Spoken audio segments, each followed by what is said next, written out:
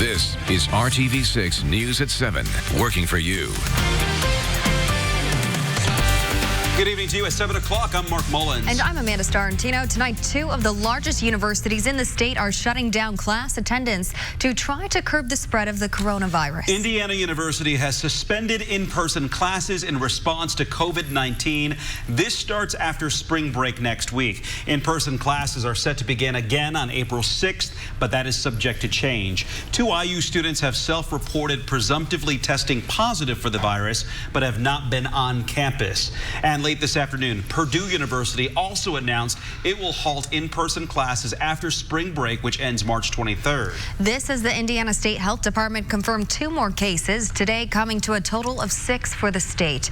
The first new case is a female in Boone County. The health department there says she had contact with a confirmed case at a social event out of state. She is isolating herself at home and is no longer showing symptoms. The second new case is in Adams County in northeast Indiana. We don't know anything about that person.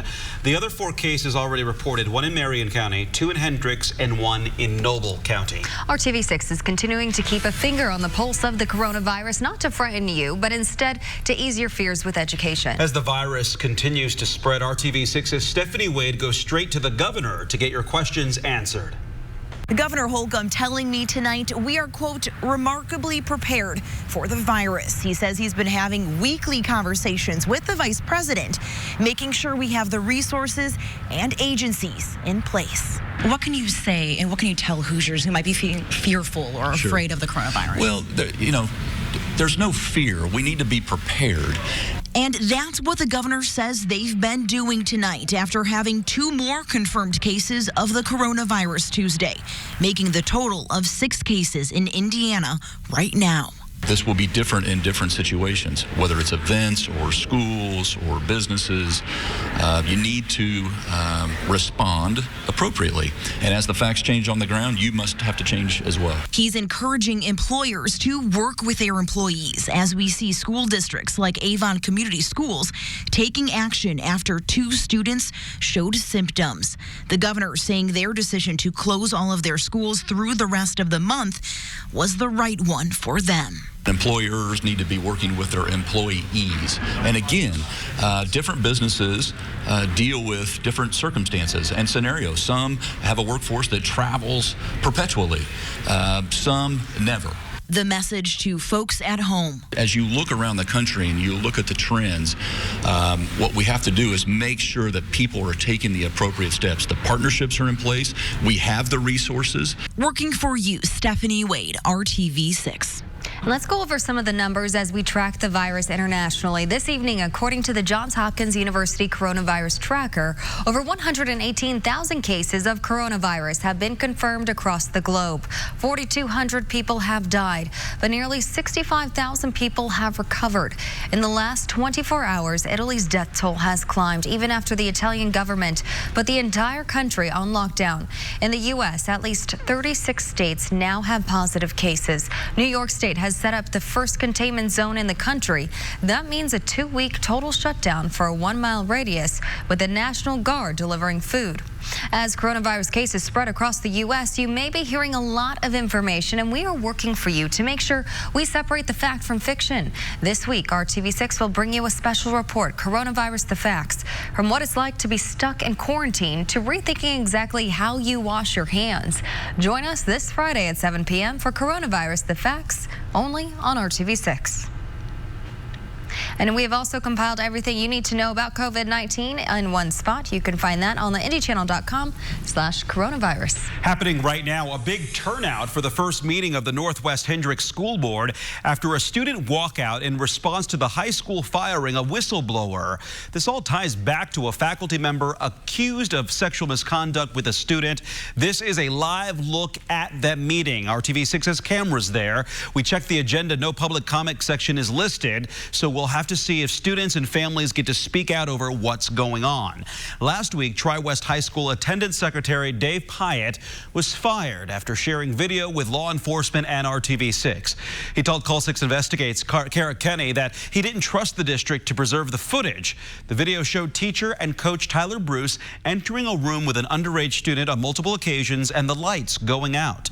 Pyatt was fired last Tuesday, partially for sharing that footage with RTV6, as stated in his termination letter. After Pyatt was fired, students and parents spoke out, some calling for the board to resign. We spoke to students and parents last week about how they feel about the situation. Mine's a freshman, and even he knows the difference between right and wrong, which is more than I can say for some of these adults that are involved in this situation. When allegations against Bruce were brought forward last summer, the Northwest Hendricks School Board voted to keep Bruce on paid administrative leave, despite the superintendent at the time of recommending Bruce be fired. RTV6 is at the board meeting right now. We plan to try to get the board member side of the story. We'll have the latest on RTV6 News at 11.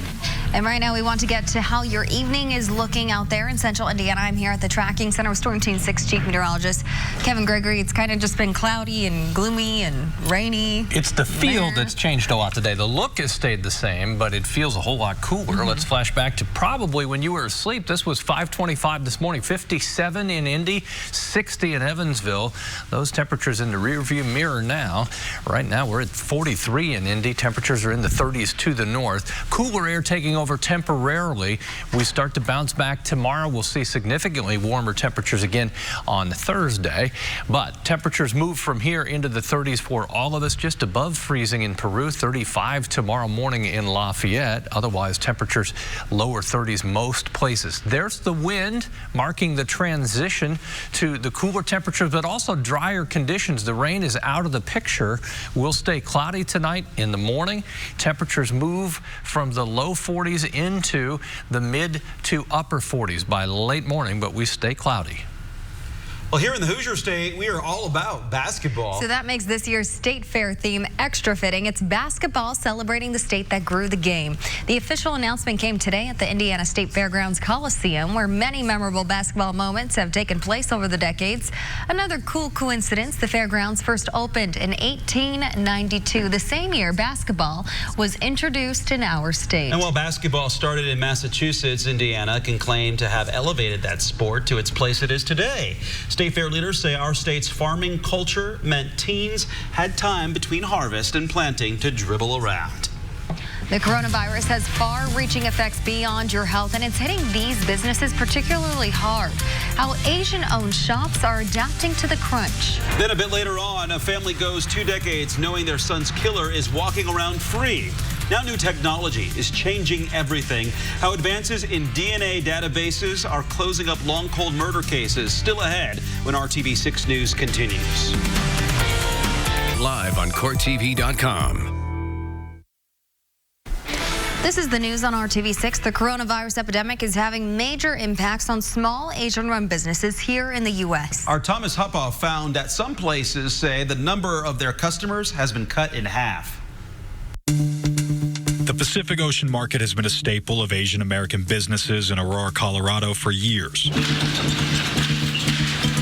My name is Betty Lamb. I am the owner's daughter, one of the 2 daughters of the Pacific Ocean Marketplace here. There's such a variety of places to eat, different types of food, and things that you don't normally see in the ordinary market.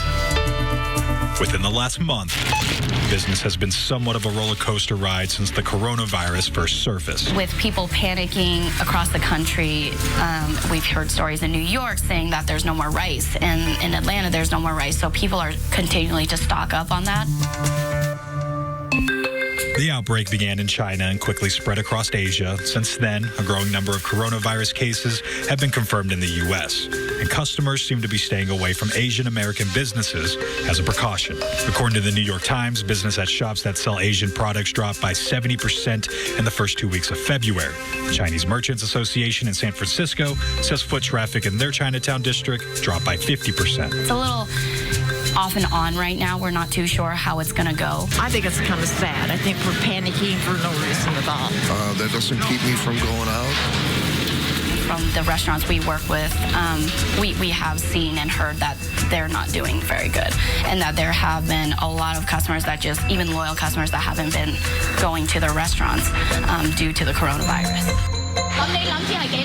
Betty hopes that the public continues to be educated and aware.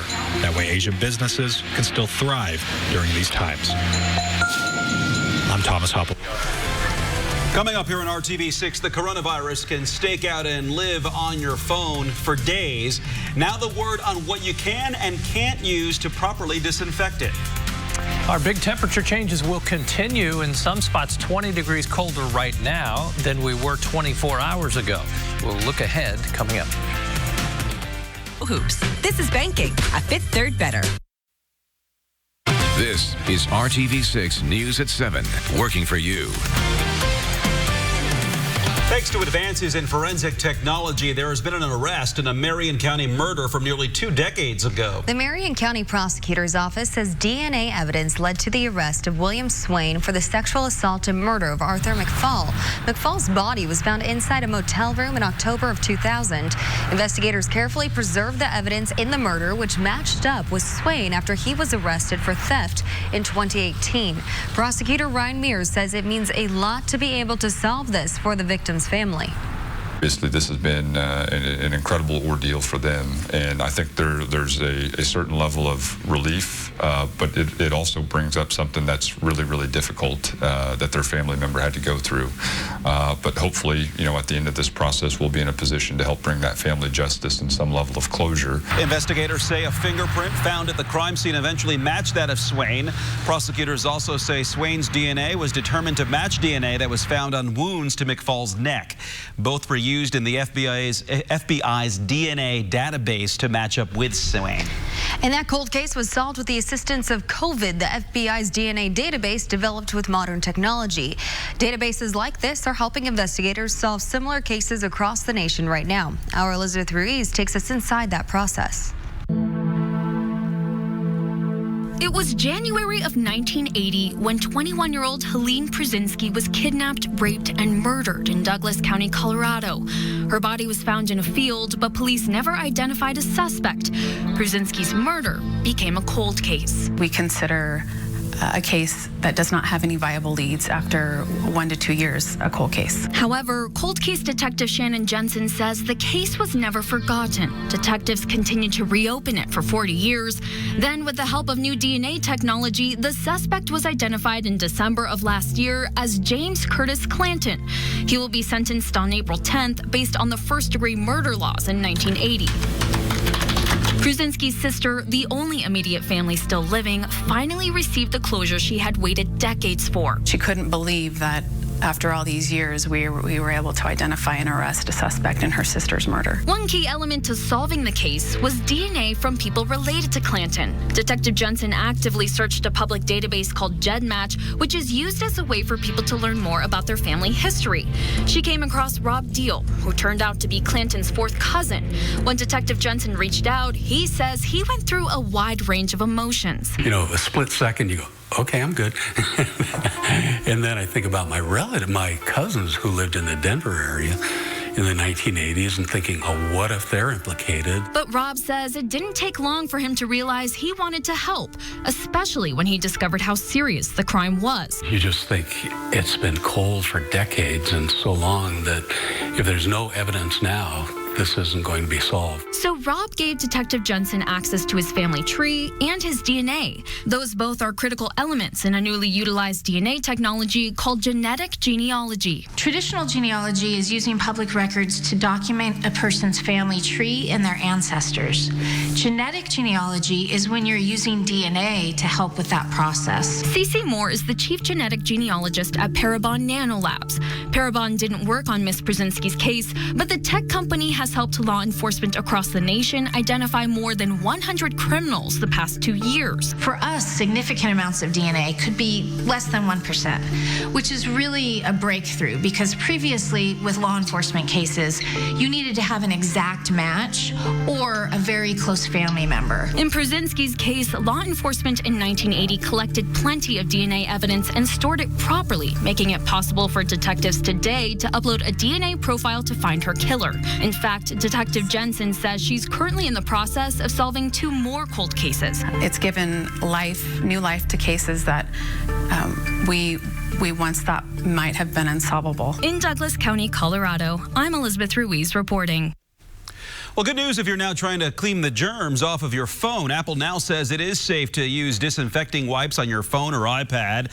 Clorox wipes or others with up to 70% isopropyl alcohol are okay to use. Apple says just don't use any sprays, bleach, or other abrasives. Those can damage the coating on the screens or get into the device.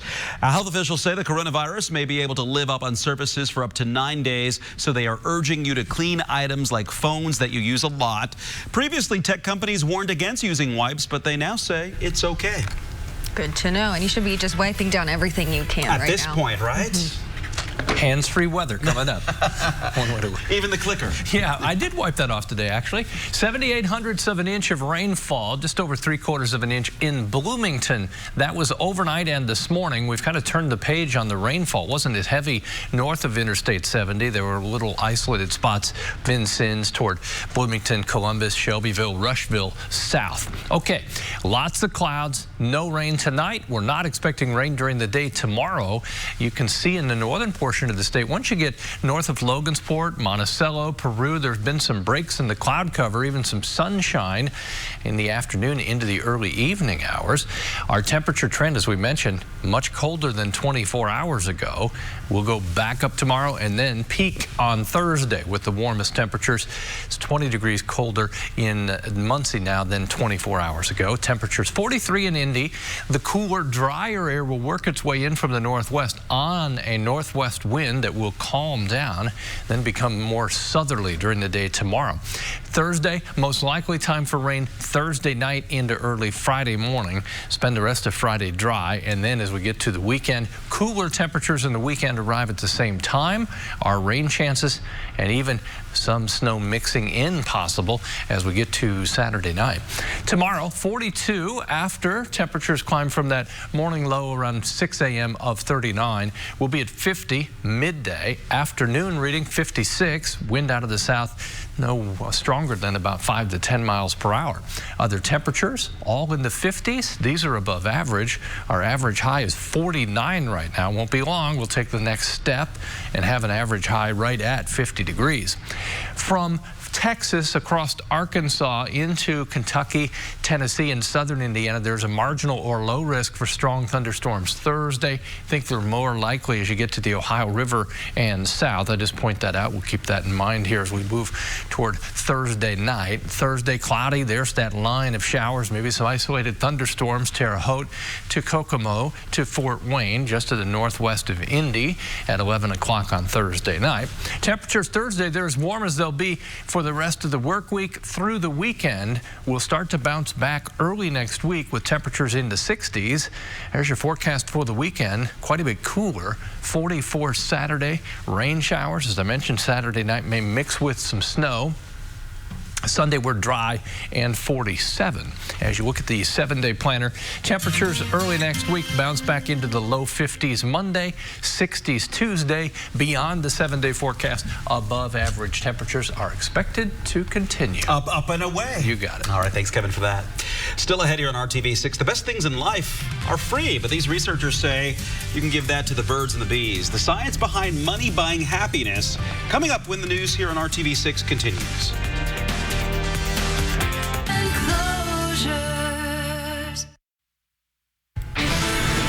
Right now on RTV6, the old saying goes, money can't buy happiness. But not so fast. A new study is backing up what the non-wealthy have been saying, that maybe it can buy happiness. Researchers had a group of 300 college students blindly choose between donating 350 euros to a nonprofit or receiving 100 euros for their own use. They found initially the students who gave the money away said they were happier, but the feeling didn't last. So a month later, those students said they were less happy than those who received the money. Can you buy happiness in 3 easy payments? $19.95. I'm almost to happiness. That'll do it for us here. We're happy, but we'll see you back here tonight at 11. I'll be even happier.